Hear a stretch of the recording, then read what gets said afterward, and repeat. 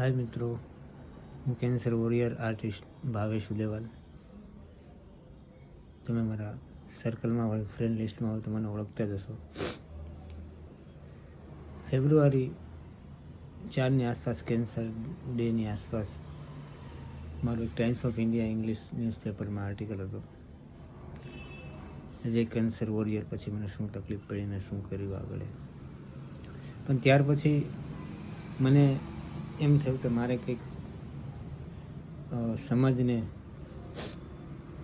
Cancer વિશે, તમાકુ ગુટકા વ્યસન વિશે, વ્યસન મુક્તિ વિશે મારે કંઈક કરવું જોઈએ. તો 4 મહિનાથી હું જ્યારે પણ મને ટાઈમ મળે ત્યારે બાઇક લઈને નીકળી જાઉં છું. હેલ્મેટ, રૂમાલ લગાડીને ઉબર કે રેપિડોના 2-3 આઈડી બનાવ્યા છે, જેમાં મને ઈચ્છા થાય એમાં નીકળી જાઉં. અને જે પેસેન્જર મારી પાસે આવે, પાછળ બેસે, એમને હું, જો લોકો વ્યસન કરતા હોય કે ભાઈ તમાકુ ગુટકા ખાતા હોય કે સ્મોકિંગ કરતા હોય, તો એમને સમજાવું કે મને શું થયું હતું, શું તકલીફ પડી હતી, અત્યારે મારી શું પોઝિશન છે, એનાથી શું થાય છે ફેમિલી ઉપર, તમારી ઉપર અસર. ટૂંકમાં કહે તો વ્યસન મુક્તિનું અભિયાન મેં ચાલુ કર્યું છે 4 મહિનાથી. હું વિડીયો બનાવું છું એટલા માટે કે આવી રીતના પેસેન્જર મારી પાસે બેસતા હતા, એમાં લગભગ મેં 300થી 350 વ્યક્તિઓને રાઈડ, એમને પિકઅપ કરું ત્યારથી ડ્રોપ કરું ત્યાં સુધી જેટલું ડ્યુરેશન એટલામાં સમજાવું, તો લગભગ એટલા માણસોને મેં સમજાવ્યા છે અત્યાર સુધી. પ્લસ એવા મને માણસો મળ્યા છે, એવા અનુભવ થયા છે.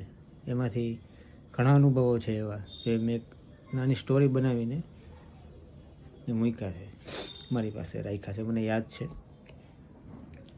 તો 1-2 સ્ટુડન્ટ હમણાં વચ્ચે મને મળ્યા હતા, એમને મેં વાત કરી, પૂછ્યું કે ભાઈ તમે કેટલા વર્ષના છો, શું કરો છો આમને. પછી તો એમને મને કીધું કે અંકલ તમે આ સારું કામ કરો છો તો યુટ્યુબ કે એક પેજ બનાવીને મૂકો તો કોઈકને પ્રેરણા મળે. મેં કીધું મારે એવી કાંઈ જરૂર નથી, ટૂંકમાં મારે કંઈ પબ્લિસિટીની માટે હું નથી કરતો. આ એક મારા અંદરના, મારા આત્માએ કીધું કે મારે કંઈક કરવું જોઈએ, એટલા માટે મને જે તકલીફ પડી છે બીજાને ન પડે એટલા માટે હું આ કરું છું. પણ એ કે ના, તમે સોશિયલ મીડિયામાં મૂકો તો એનાથી કોઈકને પ્રેરણા મળે. મેં કીધું ઓકે. એક યુટ્યુબ ચેનલ બનાવી છે, એની લિંક પણ આમાં મૂકી દઈશ, તમને ઈચ્છા થાય તો સબસ્ક્રાઈબ કરજો. કોઈ નથી. રાઈડના અનુભવમાંથી મને જે ઇનામ રૂપે થોડીક વસ્તુ મળી છે તમને આજ બતાવવા માગું છું. એક તો ઇનામ આ છે, આવા 1-2 સિગરેટના પેકેટ પણ છે. અને આ રિસન્ટલી કાલે જ મને એક ભાઈ આપ્યું. મેં ટૂંકમાં ઇનામ એ છે કે મેં એમને સમજાવ્યા, તમને મારી સામે જ કીધું કે આ મારા ખીચામાં છે, આ તમે લઈ લો અને ફેંકી દેજો. અને આજથી જ હું આ વસ્તુ મૂકું છું. તો મારા આ પ્રયાસથી જો એક પણ વ્યક્તિ મૂકશે તો મને ખૂબ આનંદ થશે, એમના પરિવારને આનંદ થશે, એને ખુદને જે તકલીફ ન પડે.